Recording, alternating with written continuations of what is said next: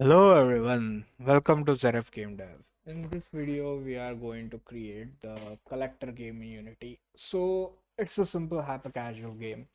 There's not going to much complexity, just two scenes, a player, and a couple of points to collect. And if you want to download the whole game, you can get it from my GitHub link, and it's a part of the Udemy course series. So you want to get the course on Udemy, you can support me by buying it, and the whole game is going to be free. If you are just learning for fun or just don't want to buy it, it doesn't matter. It is completely free and you can use it wherever you like. So let's see how the game is. So we have just a simple trail, and we need to collect all those points, and wherever you click, we are going to have a couple of particles spawning. So as you can see, it is a pretty simple game. And as the timer runs out, the game just finishes. And at the start, we are going to have a simple animation for the score, which is going to go from 0 to current score. So if you do like the video, do subscribe to the channel, and just like the video. And if you want to support me, there's my Patreon and buy me a coffee link. I don't know when I'll use them. And if you want to buy the course, you can get it from the Udemy link below. So let's start creating. Let's start by setting up our project first. So we have an empty Unity project opened up. Default setting is 2D, and the project name is collector. Now let's change our build to Android.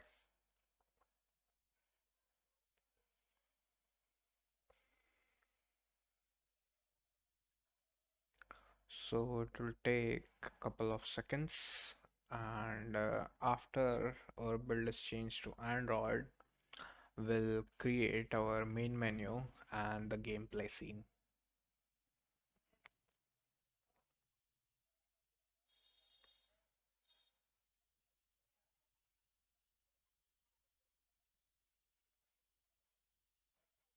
So let's create our file new scene, and we'll save this scene inside our scenes folder as main menu, and delete our sample scene, remove it from the build,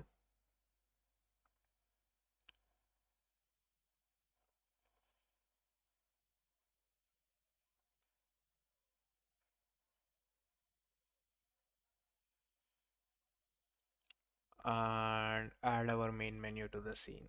Similarly, we'll create one more scene, and this is going to be our gameplay scene, and we'll add it to the build. So these are our two scenes. Now let's go inside project settings, and let's remove our asset store. We are not going to need build settings again, so let's close this tab. Let's change our time scale to 0.01, import TextMesh Pro, and disable the warnings. And we need to change our script execution order. So for that, we'll need to create the scripts, but before that, let's set up our packages. So there are a couple of packages, we don't need every one of them, so let's remove JetBrains editor. And inside our project settings, the toolchain management is already turned off, or else it won't let us remove the, which one, there is one package it won't let us remove, so maybe it was related to some Linux system. We don't need the version control, and we don't need visual scripting.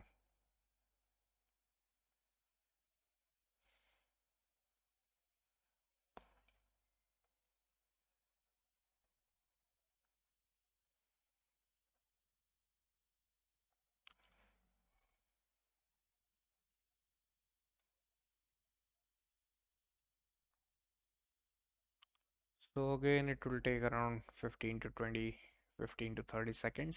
Let's also remove the VS Code editor and we'll update our Visual Studio editor.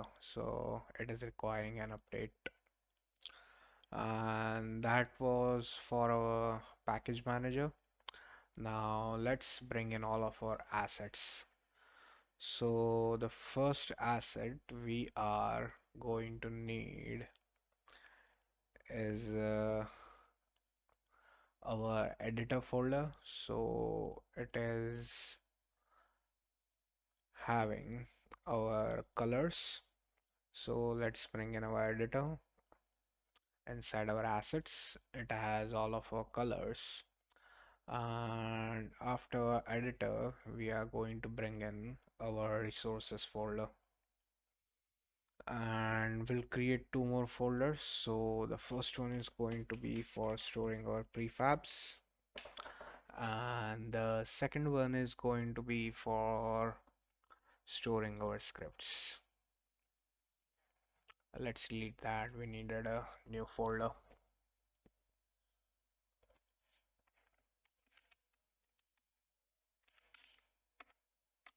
And inside our scripts we are going to create all of our scripts. So the first script we are going to need is our game manager,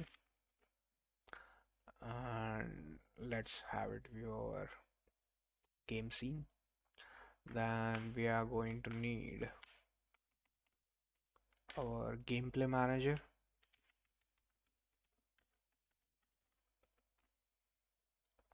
then our main menu manager, and our sound manager.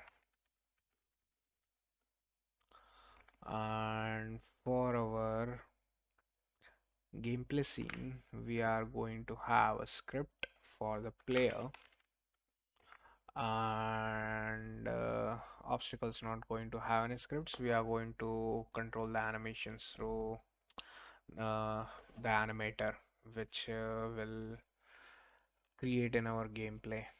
So that's for our setup. Now let's go inside project settings and let's add the game manager to be executed first, then the main menu manager, sound manager, and gameplay manager, and then the player. So that was for the project settings. Let's apply the script execution order, and that should set up our project. And in the next part we'll start creating our main menu. We have set up our project. Now let's start creating our main menu. So we'll first start by setting up our main camera. So for its color, let's choose our white, not white, what color it is. Let's just call it green. I'm not good with art. So this is going to be our background color, and let's have it portrait. Let's decrease the size so we can see our main screen clearly. And let's add first text, which is just going to be our title. The size is going to be 10 to 4 by 5 and 2.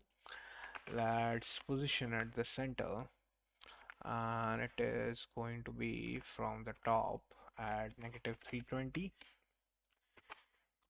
The text is going to be collector. Positioning is going to be centered, and the size is going to be 128. And the font, we are going to use our typesource font, and our O needs to be small, and its color, it's going to be our bright yellow color. So it looks bad, but doesn't matter, we'll have it as bright yellow. And let's increase its let's set its size to 128, and let's set up our canvas. So we'll have it screen space camera, Add the main camera, have it scale with screen size. Let's use 1080 by 2160 and have it match the width. So that was our title. Next we are going to need a button below it. So rename it to play and add our circle as a sprite. And it's going to be positioned at 256. Size is going to be 256 by 256. The color, it's going to be 497695. Okay, so the color, it's just going to be transparent with 25, maybe around 10. Let's have 25. And it's going to have a button component attached, and we'll need to have one more image to show a button, which is going to be a play image. The size is going to be 256 by 160, and the color, it's going to be 497695. It should be our yellow color. And we'll create one more text, which is going to show our score. The size is going to be 10 to 4 by 512. Position is relative to the bottom at 800. And let's align it to the center, and let's set its size to 128, and color to yellow color, and we'll set its font to be our type source font. And the text is going to be for our score. Let's have some score here, and let's create one more score, and we'll call it high score, and it is going to be positioned at 256. And let it have one more text here. Let's duplicate our score, and we'll call this new best, and the text is going to be new best, and its color, it's going to be so this one's color is going to be our yellow, and the previous one was going to be white, and we'll position it at 640. And this size is going to be 96, and 4 and 7 is going to be white, and similarly our high score is also going to be white. Let's duplicate our new best, and we'll call it best, and we'll position at 128. And our high score is going to be white color, so it's not perfectly white, it's yellowish white. And that was for our screen. Now let's create our main menu manager,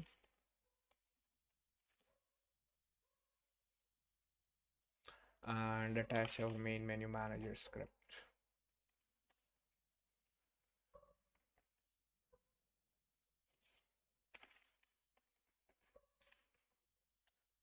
Similarly, we'll create our game manager and attach the game manager script. And finally, our sound manager, and we'll attach our sound manager script and also an audio source. And that's it for our main menu. In the next part, we'll start coding up our game manager. So let's start with creating our sound manager first. It's going to be the easiest script, and I'll need to set up my Visual Studio recording. So let the Visual Studio open up a little bit, and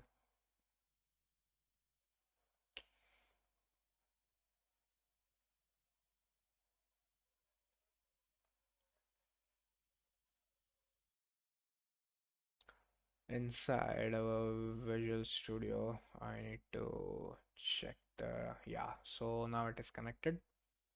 And let's edit our sound manager. So our sound manager is just going to have a static reference. The autocorrect was slow. public static sound manager, and we'll call this instance. And inside our awake method, we'll set up our instance. So if the instance does not exist, then we'll set our instance to this, and we'll have don't destroy and load to the game object, and then we'll return. Else, we are going to destroy our current game object.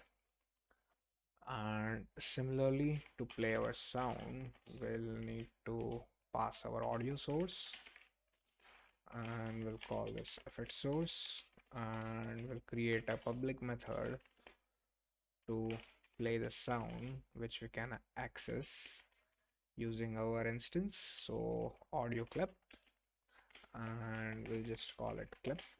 And what it inside our play sound, we'll just use effect dot play one shot, and we'll pass our clip.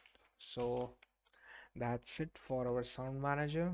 Now let's start editing our game manager. So similarly, our game manager is going to have static reference to itself, and inside our awake, if our instance is null, then our instance is going to be this as and we'll set don't destroy and load to the game object and return.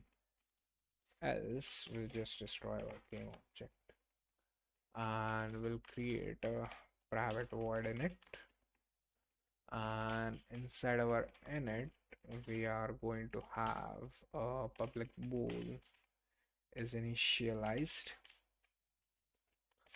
with a getter and a setter, and a public int current score with a getter and a setter.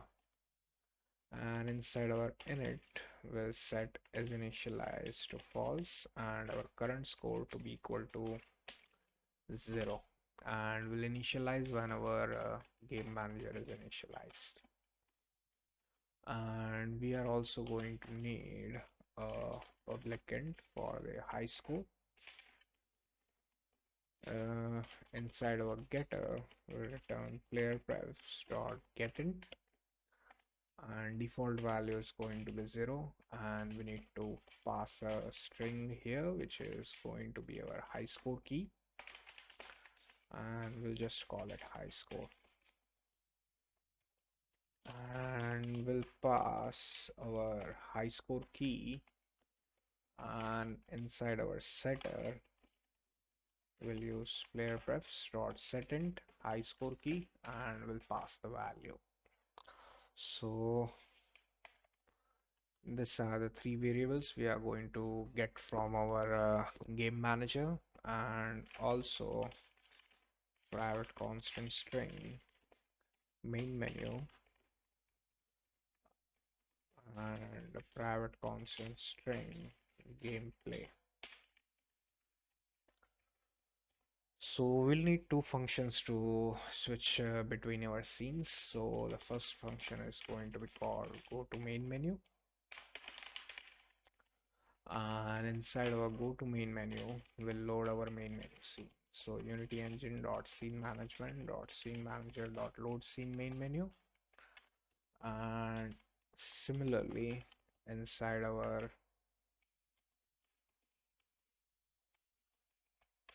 go to gameplay we are going to go to our gameplay scene. And that was it for our main menu manager, and not the main menu, the sound manager and our game manager. And let's go inside Unity, and the only reference we are going to need is attaching the audio source. And let's hit play, and let's see if there are any bugs inside the script. So nothing is happening right now, though script is working perfectly fine. So now let's start editing our gameplay manager. So it's just going to show the high score and animate our current score. So let's open up our gameplay manager. And let's go to Visual Studio, and inside our gameplay manager, not gameplay manager, we opened the wrong script. We need to open up our main menu manager. Okay, so inside our main menu manager we are going to have a serialized field for text, which is going to be our score text, and a serialized field for our text for our new best text, and serialized field for our high score text. And inside our awake method,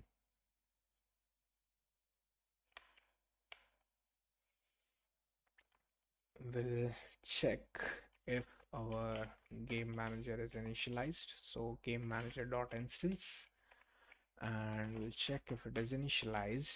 Then we'll start our coroutine, which is going to be show score, which we'll need to create. Else we'll first hide our score text and also a new best text, and set up our high score text. And for the value we'll get from the game manager, and we'll need to convert it to string. And it's going to have a public method for the button,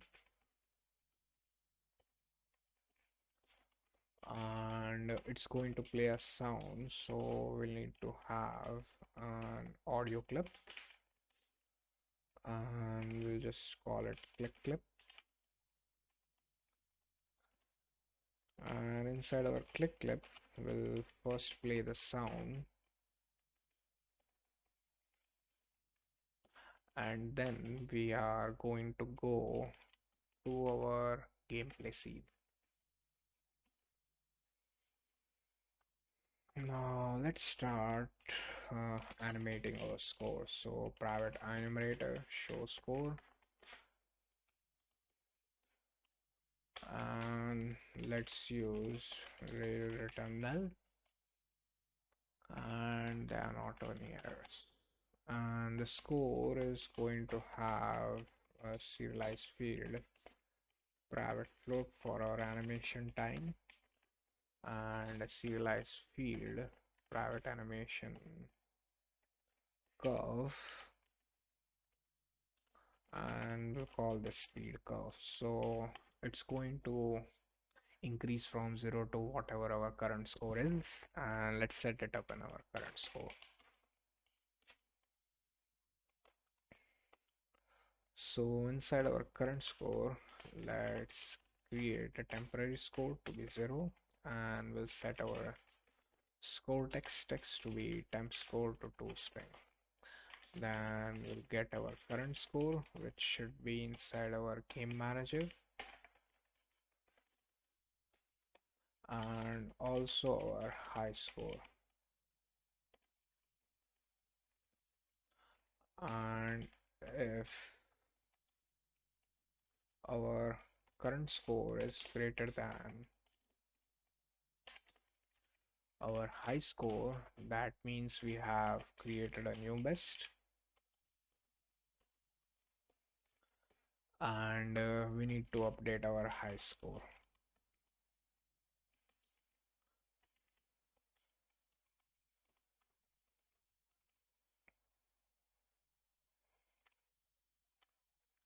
And it should already be true. Yeah, let it have set to true. Else we'll set it to false, and after that we'll set up our high score text,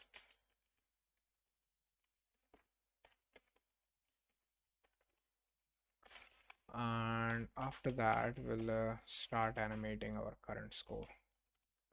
So to animate, we'll need a speed.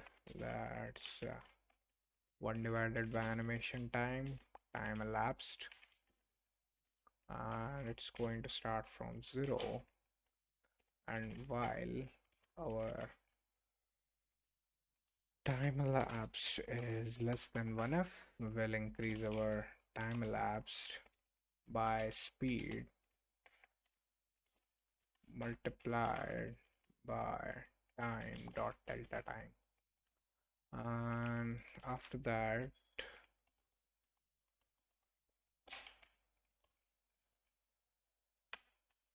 let's set our temporary score to be casted to an integer of our speed curve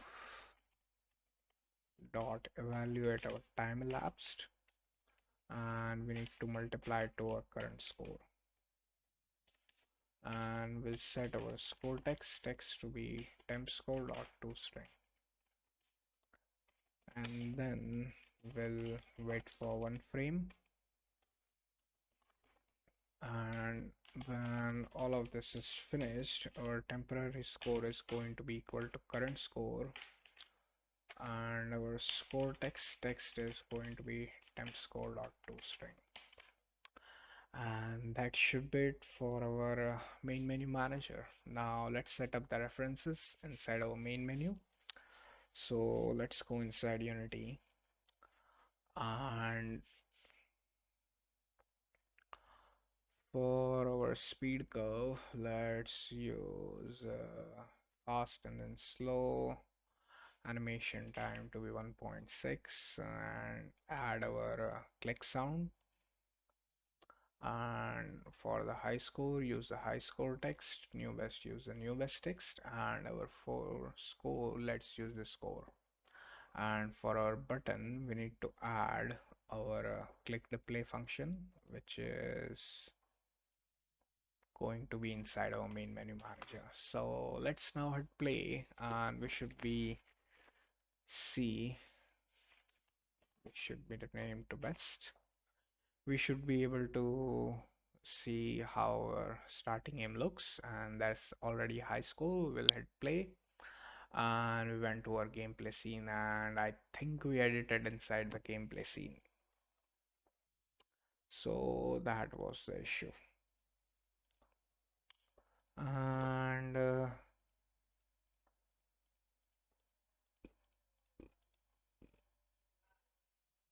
mm, let's cut them and let's paste it.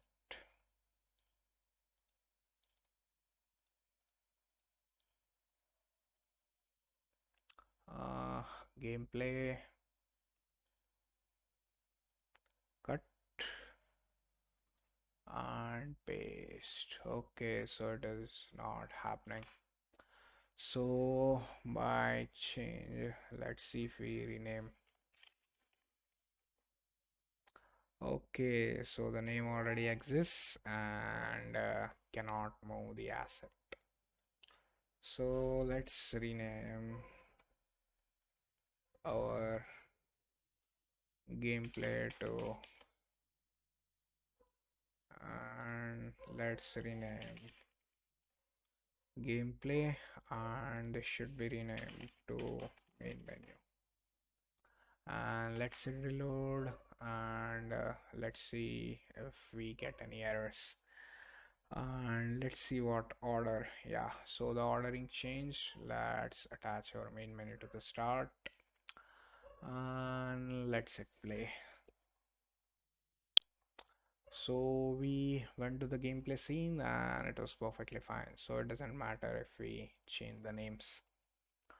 And in the next part, we'll start setting up our gameplay scene and add a couple of particle effects. And for our score, we are going to have to add some animations. So we'll do it at the start, and coding part we'll do the later. So see you in the next part. So we have our main menu setup. Let's check it.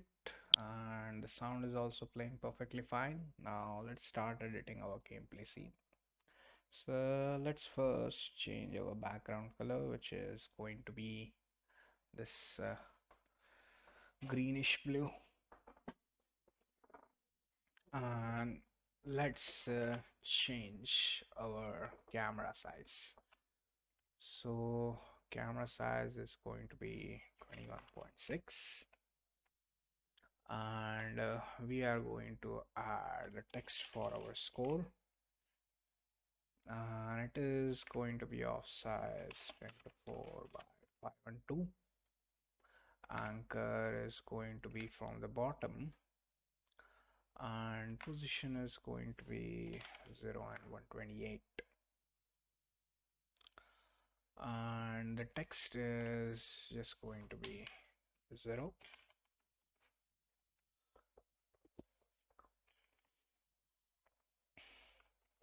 And for the color, we are going to use our white color, which should be 128,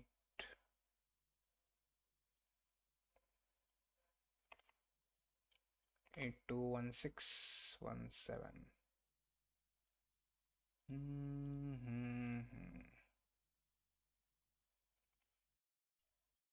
821617. Which color is it? Black.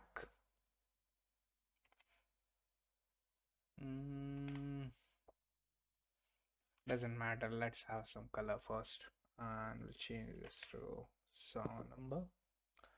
Let's add our text, and it is going to be white color, and let's set its color to white.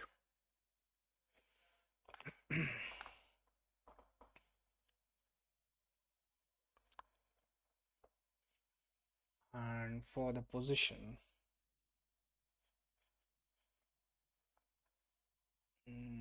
what is the position from the left?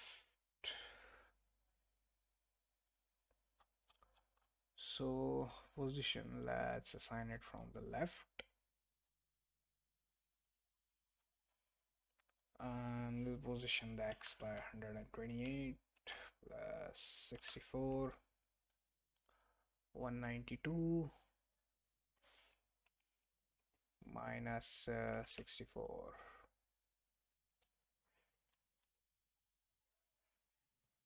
Okay, so from the bottom it is at 128, 160. Yeah, 160 looks fine, but if the score increases more, then there will be some issues. So we'll need to change the alignment to the left and to the bottom,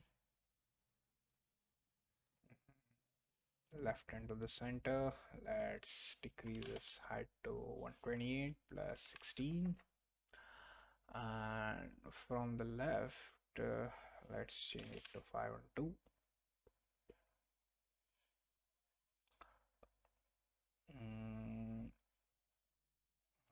Let's set it at 256 plus 128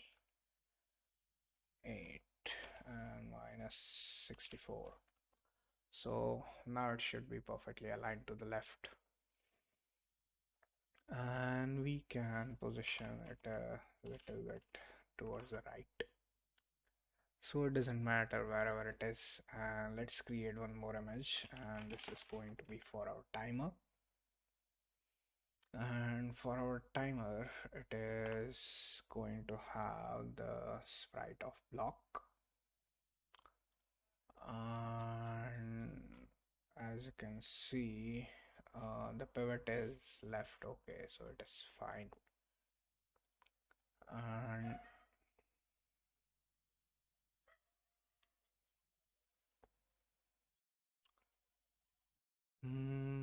image type simple. For the size, we are going to use 384 by 24.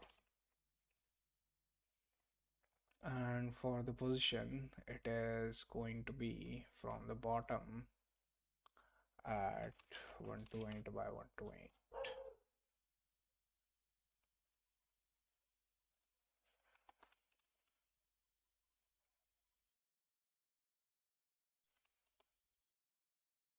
And this is looking better. So this is going to be our timer, and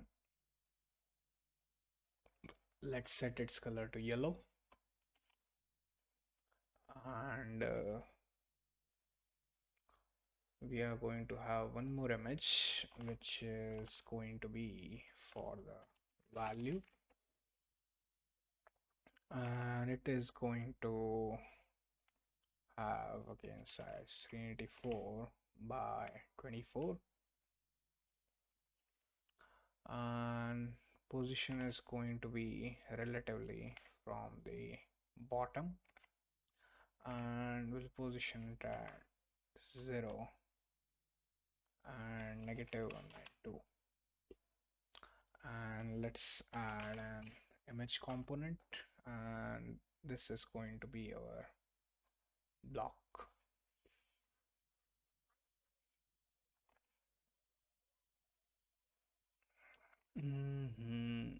So if we decrease the width, there is an issue with that.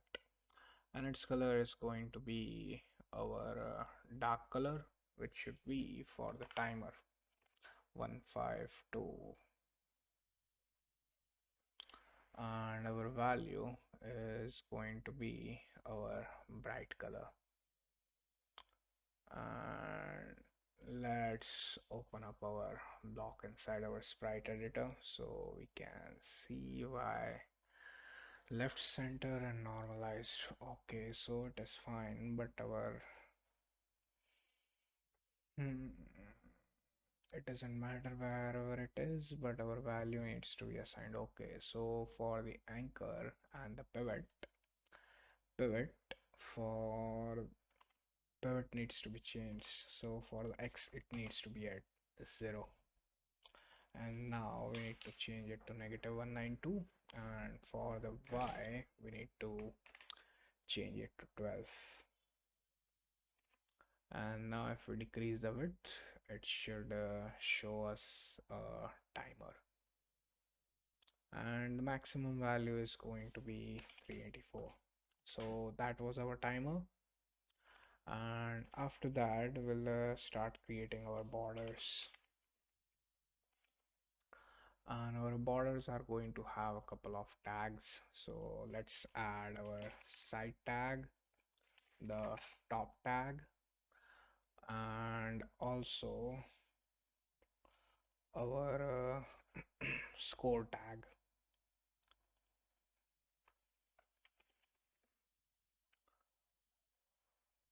And let's reset its transform. Let's create an empty, and this one is going to be called for the left, and our border is positioned at 0. And alignment for the tag is going to be side. Position is going to be at -12.4. Let's attach a box collider 2D, and its size, it's going to be 3.2 by 43.2. And our border is assigned. Okay, so it is perfectly aligned, but we were seeing in that view. So that is our left. We'll duplicate our left, we'll rename it to right,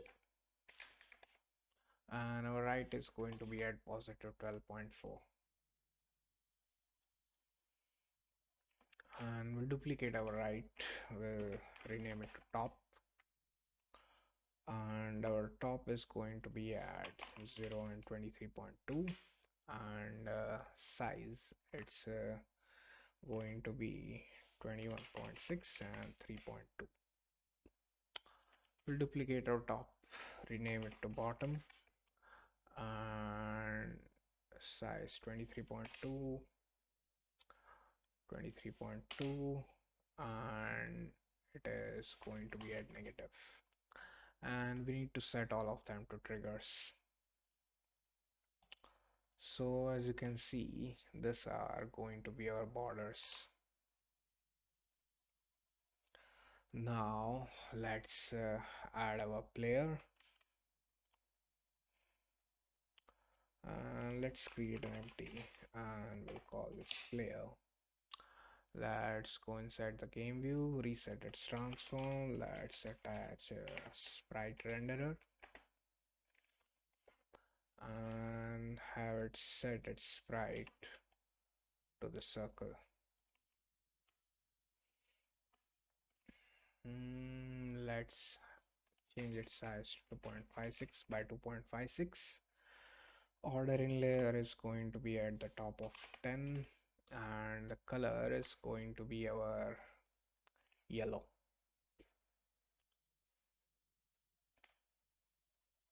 4976 561295.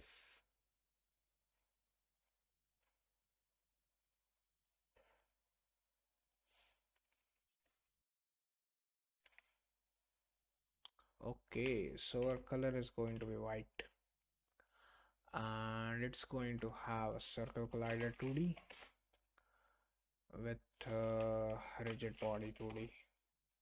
We'll need to detect collisions. Let's set the gravity scale to 0. And it is going to be need a particle system.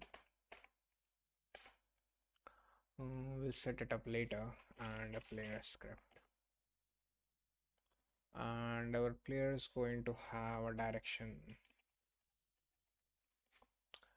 and its transform is going to be negative 90, and again it's going to have a sprite renderer which has our arrow sprite, and order layer needs to be higher, and the color it will be what color do we use? 5976.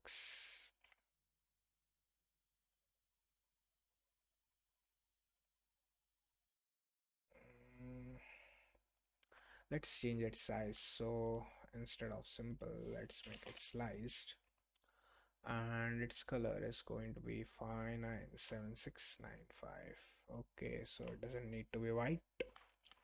And let's check what its color is. So the color is going to be yellow.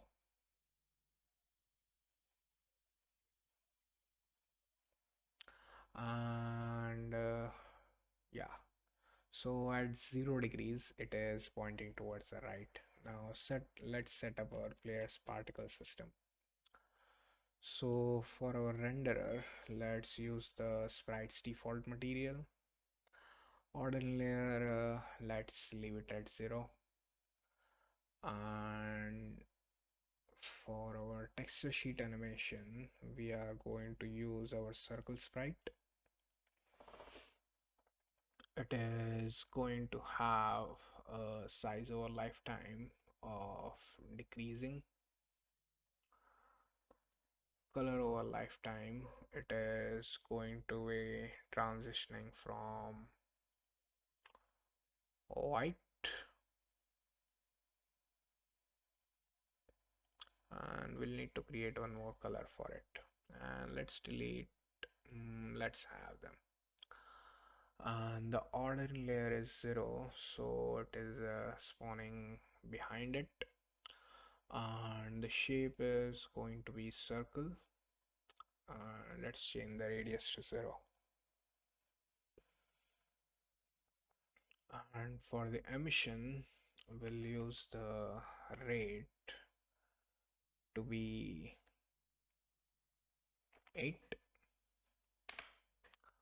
and let's set the duration to be 5. It is going to be looping. Lifetime, let's set it to be 1.6, and the start color, let's have it at white. We are already changing its color. And gravity scale, let's There is no gravity, but the simulation space we are going to set it to world. So as you can see, it is spawning a trail of particles, and if we change its speed to 0, it is going to spawn behind. And for the color, we'll need to use the yellow color. So we are not able to see it, but if we move along, as you can see, it is creating a trail. Player, let's position it at 0. So that's for our player setup. And in the next part, we'll start creating the animations for our score, and after that we'll create our particles. So let's do that. Let's see what we have till now. So let's hit play, and that should not be any errors till now as we don't have any scripts. So it will take a couple of seconds. So there are not any scripts. So our gameplay manager script is remaining. We need to add our gameplay manager, and our player has the particle effect. We are not able to see it. Okay, so it needs to, yeah, it has the looping off on, but we are not able to see it. So let's start creating our score, and in this part we'll create all our particle effects. So let's create an empty, and we'll call it score, and let's reset its transform. And our score is going to have a tag of score, and it's going to have a sprite renderer, which sprite is going to be circle with the color of yellow, and the size it's going to be 1.6. And ordering layer, let's change it to 5. It's going to have circle collider 2D to detect collisions, which is going to be a trigger, and also an animator. So instead of adding a script for our score, we are going to create animations. So the first animation is going to be played when the game object spawns, which is going to be our default animation. And when our score is going to get destroyed, we'll first play the animation, and at the end of the animation, we'll create a coroutine which waits for the animation time, and after that it will delete our game object. So let's save it as a prefab, and we'll start editing our prefab. So it has an animator component. It is going to have one more image for our circle. So let's create a sprite renderer. And for the sprite, we are going to use our circle sprite. And for the color, we are going to use our dark color. And 497695, and this one is going to be 4881. Okay, so this is going to be a dark color, but its size, it's going to be just 1. So instead of simple, let's make it sliced, and order in layer, let's set it to 6. So this is going to be our score, just looks like a coin. And let's start editing our animations. So for our animations, we are going to create an animator controller, and we'll call it AC for the animator controller, and this is going to be for our score, and we'll assign it to our score. And let's open this animator controller. So we opened an animator controller window, and we are also going to need an animation window, which is going to be added here. So now if we click our score, we are going to see a create option. and we'll call this an underscore underslash idle. So this is going to be our idle animation. For the frame size, let's have it 30, and we'll add a scale component, and it is just going to be for 6 frames,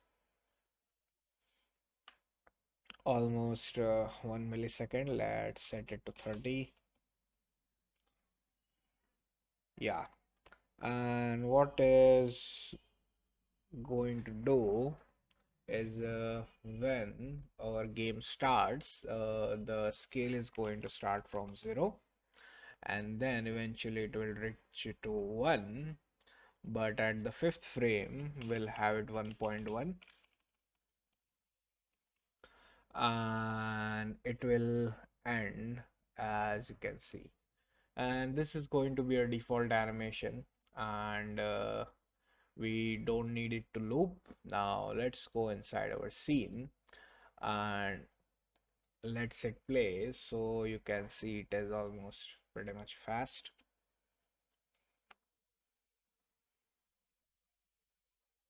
So that is going to be a default animation. We'll need to create one more animation, which is going to be an score destroy.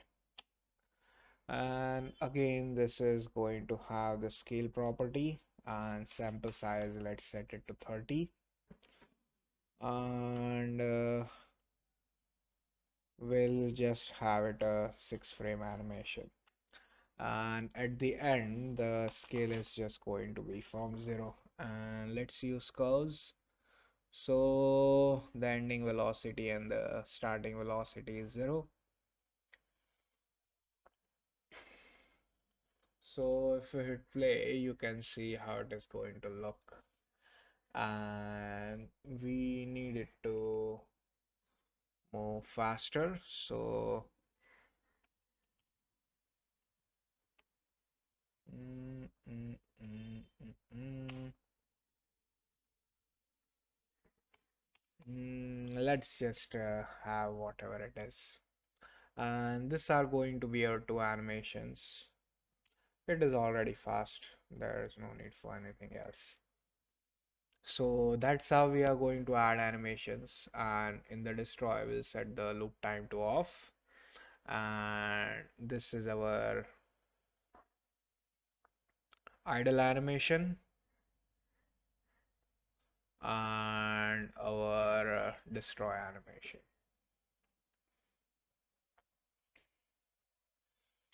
And now we are going to create our particles, so let's close our tabs. We don't need the animator tab again, and let's create click, and it is going to be a click particle, and let's reset its transform, and let's attach a particle system, and we'll again save this as a prefab, and let's see how our click particle looks. So it is not looking too good right now.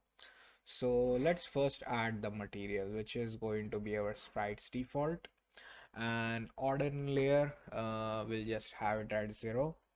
And for our texture sheet animation, we are going to use our circle sprite, and for our size over lifetime, it is going to start from 0.5 and change to 1.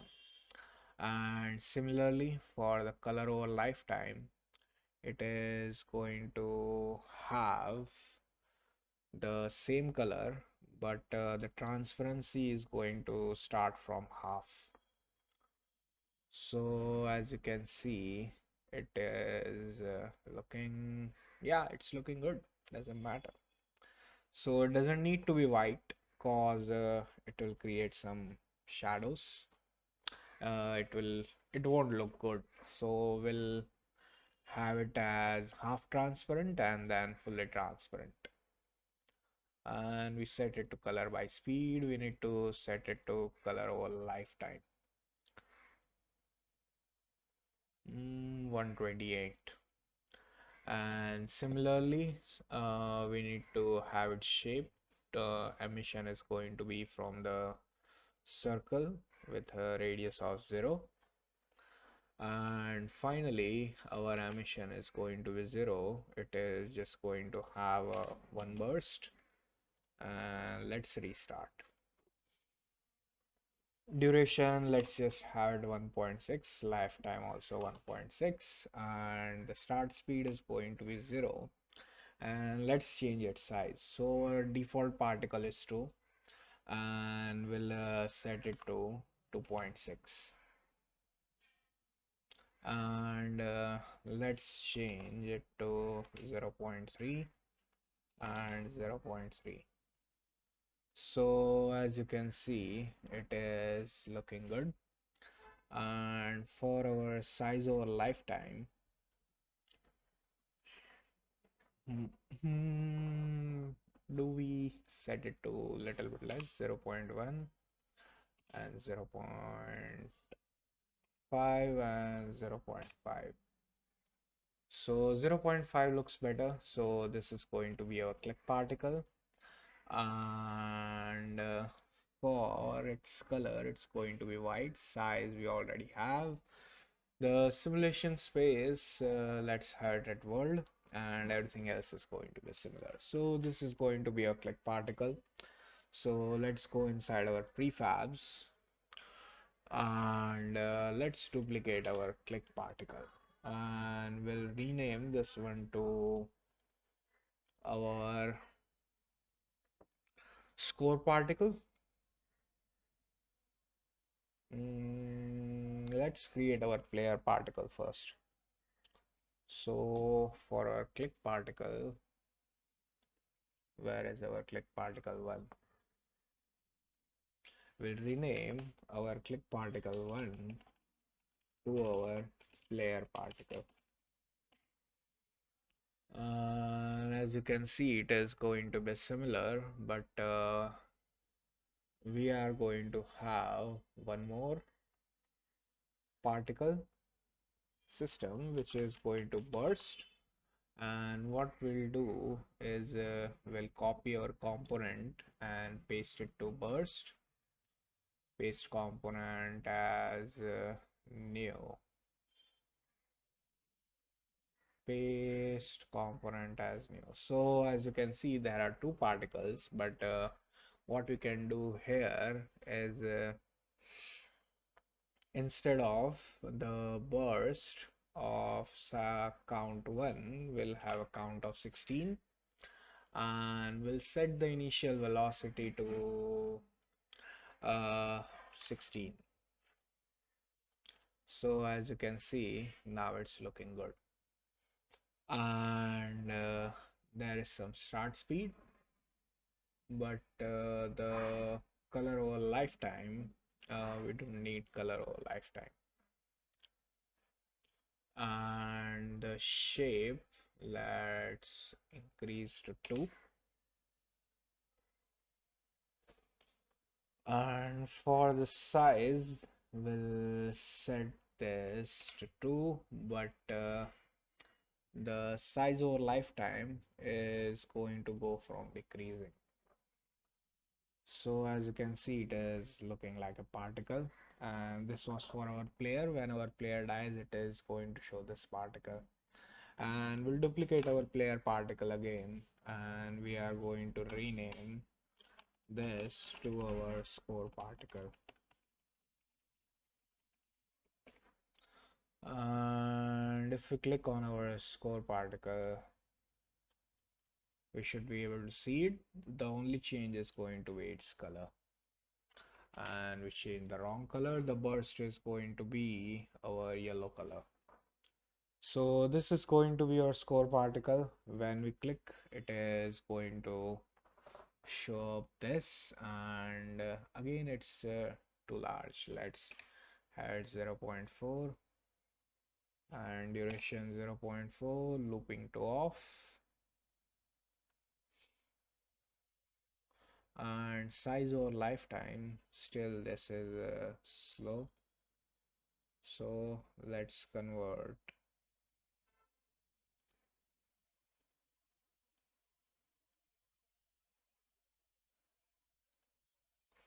Uh, let's use restart, and now it looks good. So that's how we are going to have our particle effects and our score animation, which we can see when it instantiates. In the next part, we'll set up our gameplay manager, which is going to show the timer and spawn all of the scores. So let's go to the next part. So we have set up all of our prefabs, and all that's remaining to do is creating the scripts and connecting them. So let's start by creating our gameplay manager script first, and for that we'll need to go to Visual Studio, and I already loaded the gameplay manager before, so let's go inside our scripts and let's open the gameplay manager. So the first region we are going to have is for the start region, and then we are going to have the region for the score, and finally the region for our game over.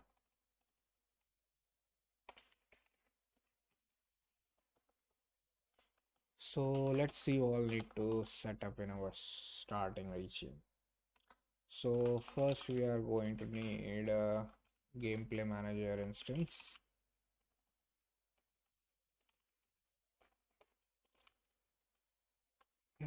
Our player is going to subscribe to the game over method.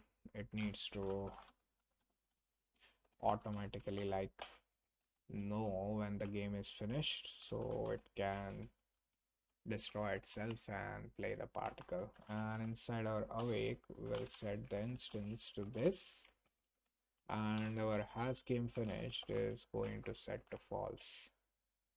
And after that, we'll set our score to 0, which we'll need to create in our score. So it is going to have a TMP text, and we'll call the score text. And after that, a private integer for the score, private integer for the score to spawn, and a private integer for the remaining score. And serialize field, private game object, and it is going to be our score prefab, and serialize field, private float for our X spawn position and our Y spawn position. And that should wait. And inside our game over, we are going to have a public unity action, and it is going to be for our game end, and serialize field, private audio clip, and it is going to be for our loose clip, and a private method for our game end, and when our game ends we'll invoke our game end action, which is just a unity event. Then we need to set up our current score, so game manager dot instance dot current score is going to be our score, sound manager dot instance dot play sound, our loose clip,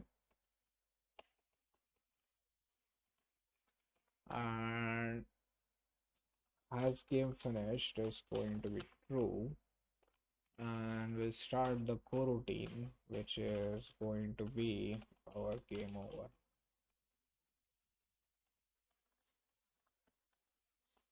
And inside our game over coroutine, we are going to return new wait for seconds,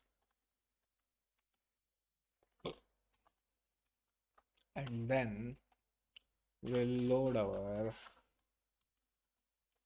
main menu scene. So that was for the game over, nothing too complicated. We could directly have copied it, but let's just have it as it is. So our score is going to be 0. Our score text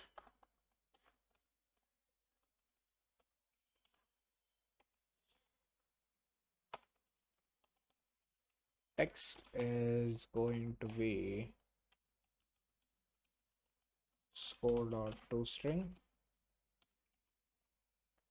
and score to spawn is going to be 1. We forgot to add the total time, timer image, total time, current time.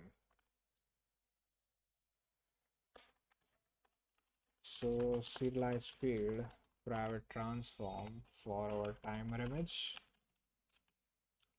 and private float for the total time, and private float for our current.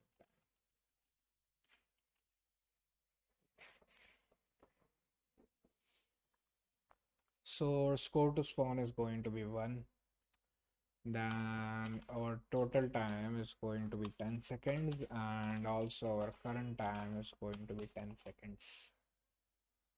And we'll start the coroutine to count the time which we need to create, and we'll spawn our score, which is just going to be our 1 score, and we'll set the game manager dot instance dot is initialized to true. We don't need the generic one. So the next thing we need to do is create the function for spawning and updating our score, and after that we need to create the coroutine for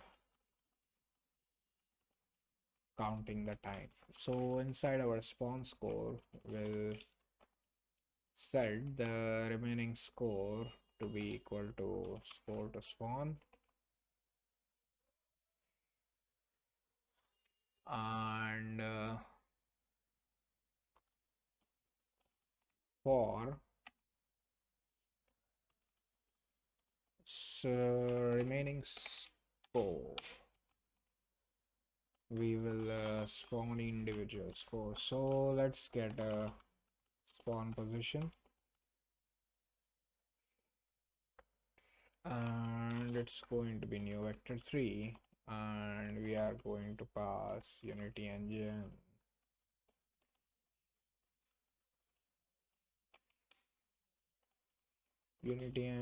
dot random dot range from negative spawn x to positive spawn x,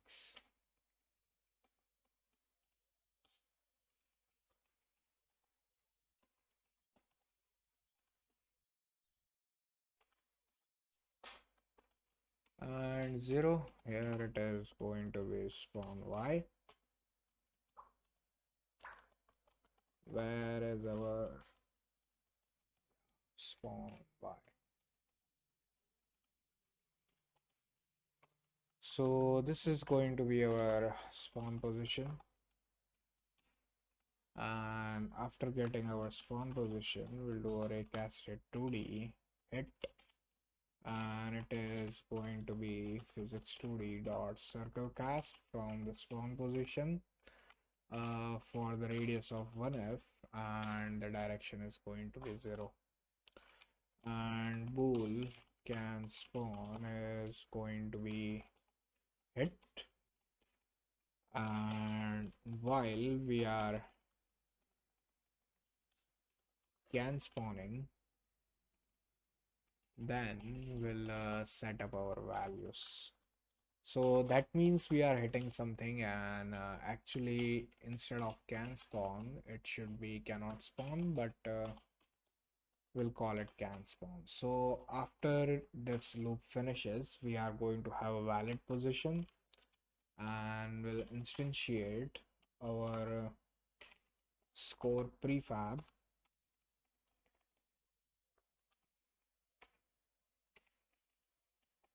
at our spawn position and quaternion dot identity, and that's how our score is going to spawn. And finally, in our private enumerator for our count time,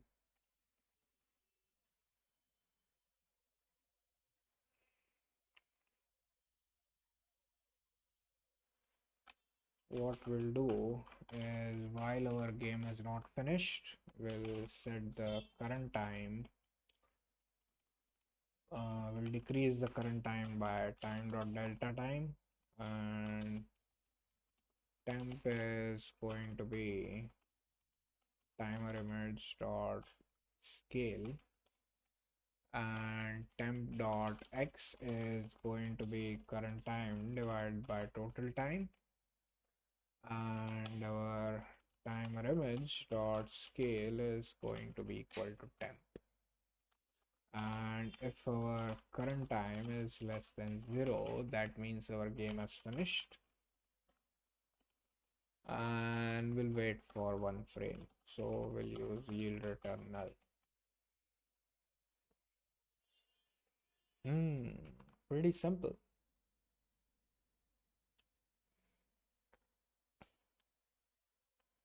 So when we are spawning, our timer is just going to have 10 seconds. So we'll need to set a timer change.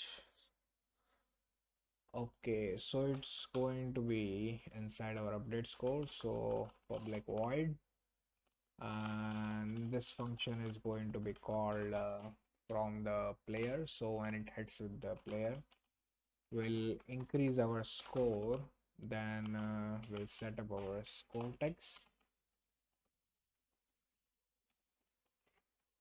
and after that we'll decrease our remaining score.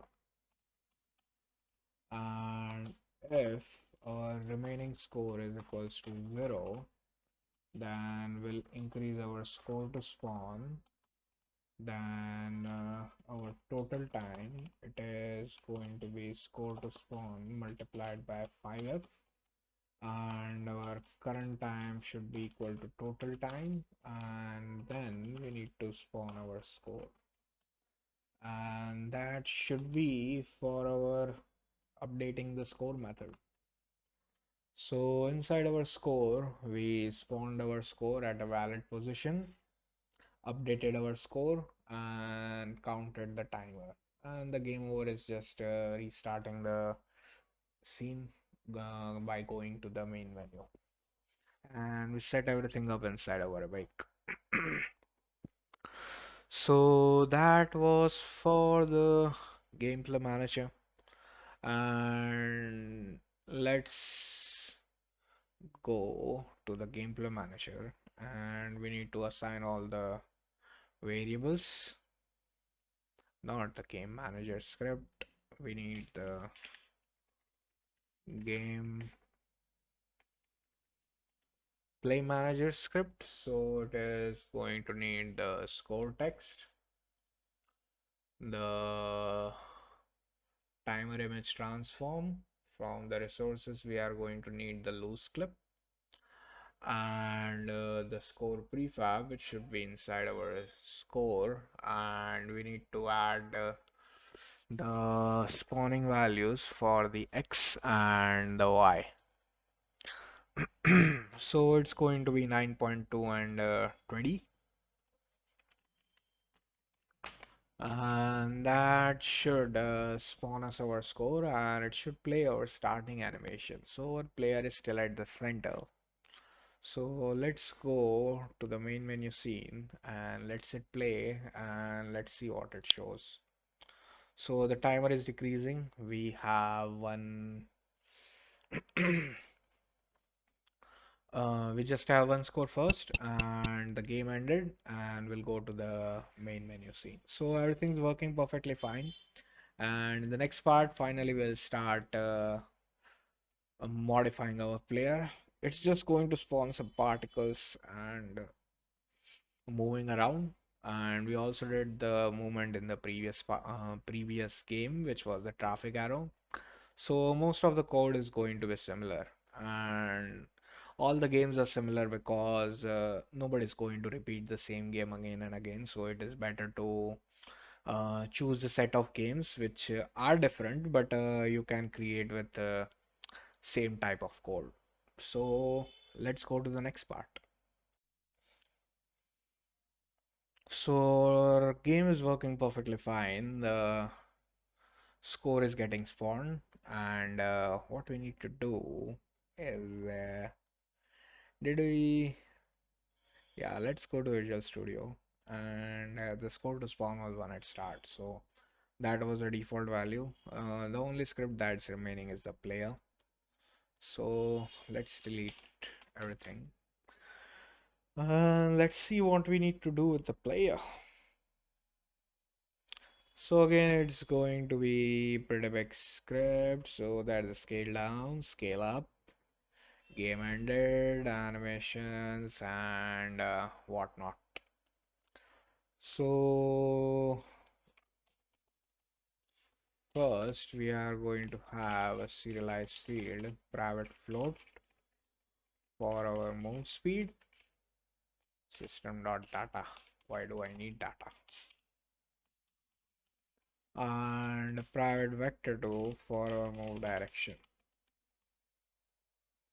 And inside our awake, we'll set our move direction to be equal to up, and we'll start the coroutine which is going to scale up. So here we are going to create the animation from the script, and let's see how we are going to create both of those animations. So we are also going to have on animal and on decibel,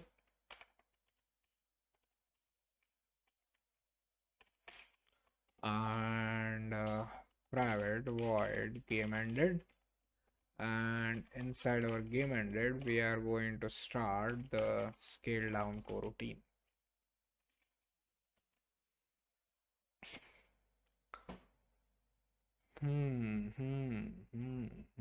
So we have the scale down and the scale up, and it is going to subscribe to our gameplay manager dot instance dot game end, and we'll use our game ended, and similarly we need to unsubscribe when the game gets finished. And let's create a serialized field private float for our animation time, and a serialized field private animation curve for our scale up curve and the scale down curve.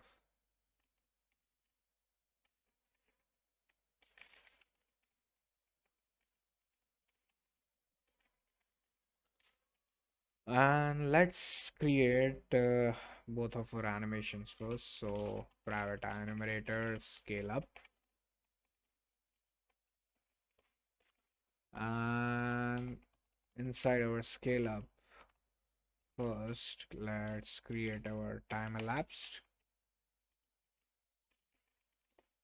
and we'll start from 0, and our speed is going to be 1 divided by our animation time, and our vector 3, the start scale, we are going to start from 0, and our end scale is going to be 1, and our offset scale is going to be end minus start, and while our time elapsed is less than 1f, let's do a yield return null, And we'll set transform dot scale to be our end scale, and we'll increase the time elapsed by time dot delta time, and we'll need to multiply it by speed. We'll set our current scale to be equal to our start scale. And here we'll set our current scale to be start scale plus multiplied by the offset scale, and the value we are going to multiply is a scale up curve dot evaluate, and we'll pass our time elapsed, and we'll set our transform dot scale to be equal to our current scale. So that was our scale up animation. Similarly, we are going to set our scale down animation, but inside our scale down animation, the 1 and the 0 are going to be inverted, and will destroy our game object at the end. And yeah, that's going to be our scale down. And when everything starts,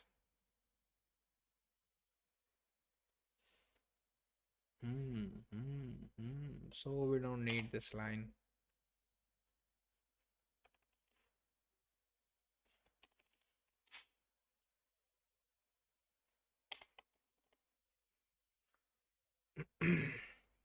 So inside our scale down, we are going to instantiate our particle effects, which we'll need to add.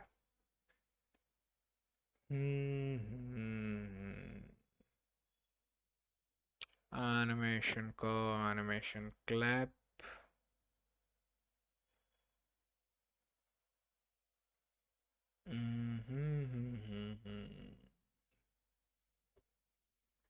Click particle prefab, score particle prefab, and player particle prefab. So we are going to need a serialized field private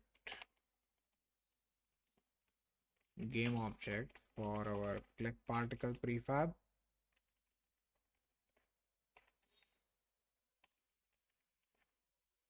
our player particle prefab. Let's add our score particle prefab and our player particle prefab.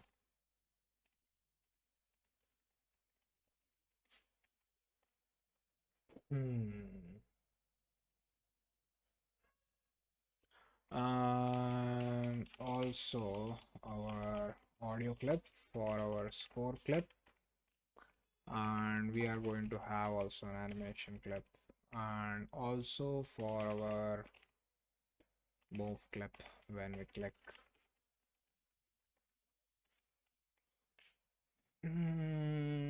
And serialized field, we'll create that later. And we need to destroy. So let's instantiate the game is going to be reload, doesn't matter. Score particle prefab at transform dot position at quaternion dot identity.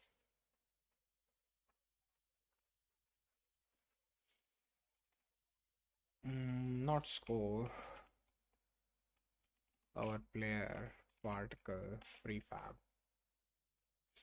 And that was for the scale up and the scale down. And now animation time, hashtag region player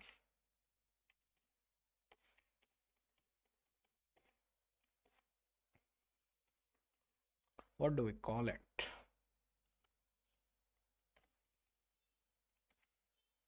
Player scale animation, and let's use hashtag and region. So everything's pretty similar, and this is going to be our start.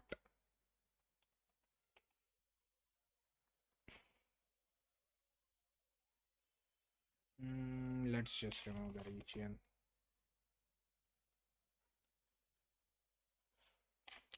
Am I recording? Yes. So after we have our awake, we are going to have our update.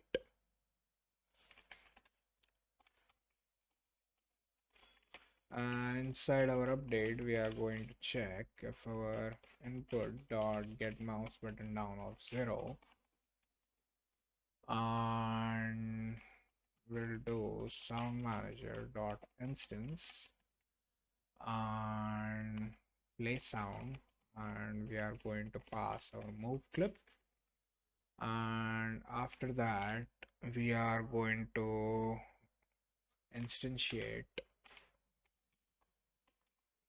our click particle. But before that, let's get the position first. So camera dot main dot screen to world point of input dot mouse position, and v2 mouse pose 2d, it is going to be equal to new vector 2 mouse pose dot x and mouse pose dot y, and we are going to spawn our click particle prefab at our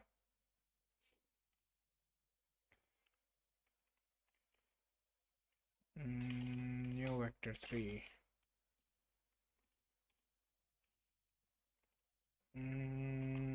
mouse pose dot x, mouse pose dot y, and 0 at 2f, and here we need to pass quaternion dot identity, and let's use a semicolon, so it is going to destroy, and after that our move direction is going to be new vector 2 from, not new vector 2,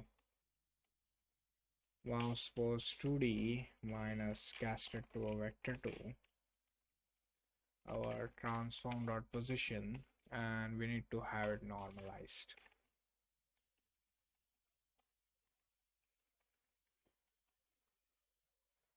And we need to update our rotation, so float, cos angle,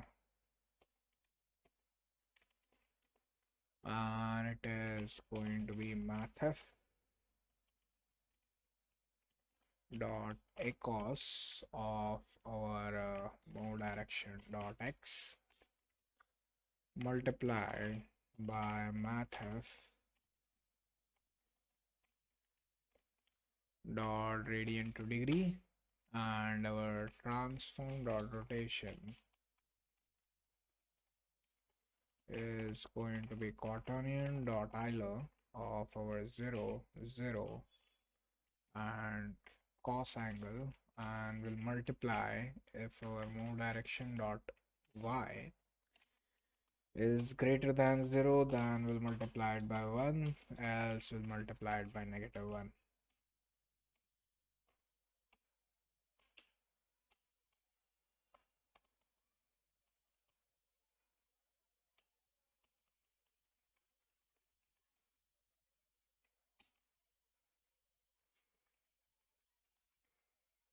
So it should set up our rotation, and inside our fixed update we are just going to move our position by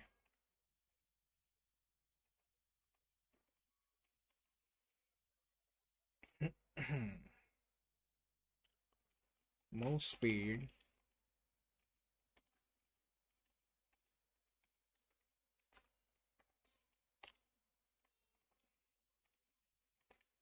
multiplied by time dot fixed delta time and will multiply it by the move direction. Hmm. And that's our player's going to move. It's going to move constantly, doesn't matter. So this an update we are going to get the input, fixed update is going to get the movement. Inside our awake we are going to have our scale up animation. When the game ends we are going to have a scale down animation with the player particle prefab spawning. Now we are going to get inside collisions. So it should be on trigger enter 2D. So on trigger enter 2D, if collision dot compare tag, and the first tag we are going to compare is the sign, then move direction dot x will multiply it by -1f. And similarly, if collision dot compare tag, if we are comparing to the top, then our move direction for the y will multiply it by -1f. And finally, if our collision dot compare tag of our score, then we'll first spawn a score particle prefab, so destroy after 2 seconds, and it is going to instantiate our score particle prefab at our collision dot game object dot transform dot position at quaternion dot identity. And after we have spawned that, we need to play our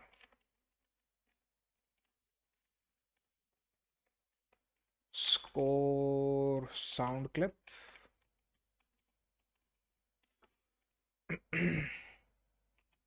And our gameplay manager will update the score and we'll start the coroutine, which is going to be score destroy, and we'll pass our collision dot game object.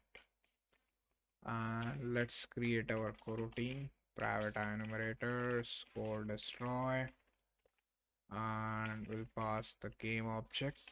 And the game object we are going to pass is our score object, and we are going to have an animation clip reference here. So serialized field private animation clip,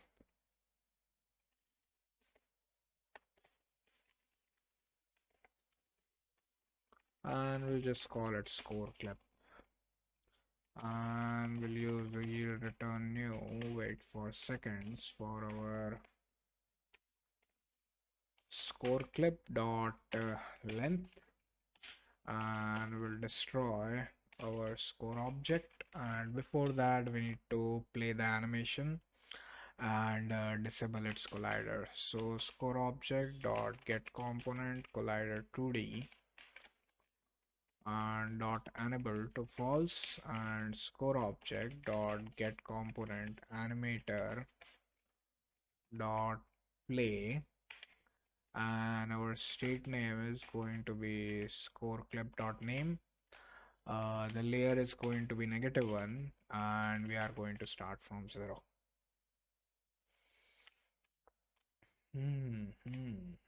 So that should be it for the animations. And as you can see, every function is doing what it does. So update is getting the input, fixed update is moving, triggers are just changing the direction and having the collision on the score, and our score destroy is just playing the animation on the score. And when the game ends, we are going to scale down, and the scale up and the scale down both are similar. We could use Dotween for that, but we'll just have it as it is. Now let's set up our values for the player, and let's see if our game works perfectly fine after that. So the first thing is going to be mouse speed. We'll set it to 8, and let's add the click particle prefab, the score particle prefab, and the player particle prefab. Inside our resources, we'll add the score sound, which is the point, the move sound, which is going to be the move, and our prefabs, we are going to have our idle, and destroy animation time is just going to be 0.4. And for the scale up, let's use default, uh, and for the scale down, let's use a fast one, and that should be fine. Nothing changes to our gameplay manager, and we are not getting any errors. So let's hit play and let's see if we can move our score. So it is moving to the top, and we forgot to destroy the score particle.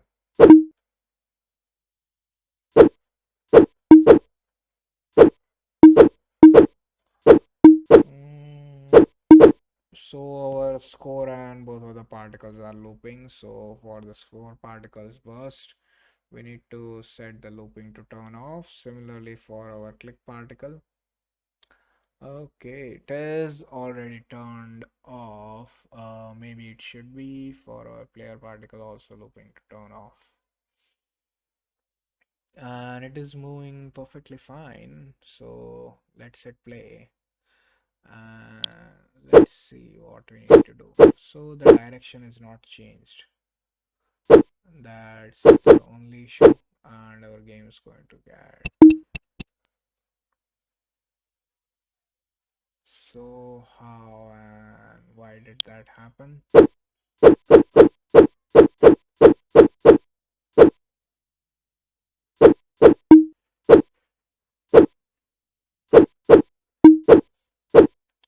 Okay, so that is the remnant from our score particles looping, and similarly our player particles burst looping, and now it should be fine.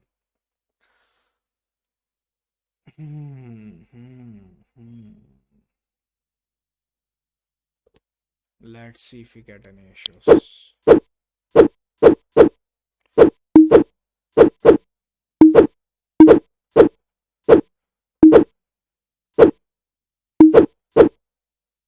So except for the rotation, everything's perfectly fine. So let's go to the player and let's see what its rotation is. So the rotation is -1. So why it is -1? Transform dot rotation, it should be inside the update quaternion dot Euler multiplied by. Okay, so we need to have one more bracket. So that was just the issue with the bracket. Let me show you. So it was just somehow this was getting multiplied first, and then it was checking if it was greater than 0, then it is 1 or -1. Actually, what we need to do is we need to multiply it by whatever is returning by that. And now everything should be perfectly fine. So the only issue was the angle, and we need to check. Okay, so the angles are perfectly fine, and it just collided somewhere. Why and where did it collide? So 1 second.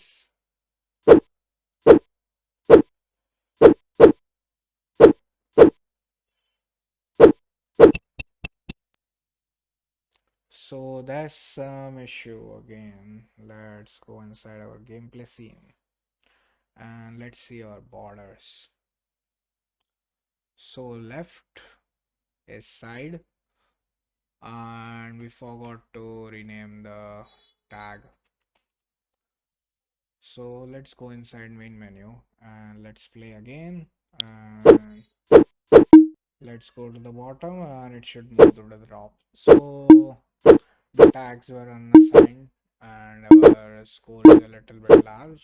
So the game's working perfectly fine, and that's just a simple hyper casual game, and that was for the end for this course. And if you guys watched till the end, thank you for watching, and you can have like create more such games in my YouTube channel. So the first playlist is around 20 to 25 games which I create similarly simple games. You can follow that and see you guys in the next video.